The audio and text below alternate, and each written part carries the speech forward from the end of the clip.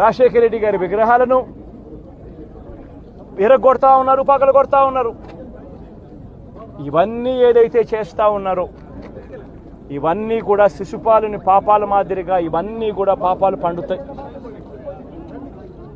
ప్రజాస్వామ్యంలో ఏదైనా కూడా ప్రజలకు మంచి చేసి ప్రజల గుండెల్లో స్థానం సంపాదించుకుని ప్రజల దగ్గరికి వెళ్ళి పలాని మంచి చేశాం కాబట్టి మాకు ఓటు వేయండి అని అడిగే పరిస్థితులు ఉండాలి తప్పనిచ్చి ఈ మాదిరిగా దౌర్జన్యాలు చేసి ఈ మాదిరిగా అన్యాయమైన కేసులు బిగించి ఈ మాదిరిగా ఆస్తులు ధ్వంసం చేసి ఈ మాదిరిగా ఫియర్ సైకోసిస్ క్రియేట్ చేస్తూ రాజకీయాలు చేస్తే మాత్రం అది ఏ రోజు కూడా నిలబడే రాజకీయం కాదు.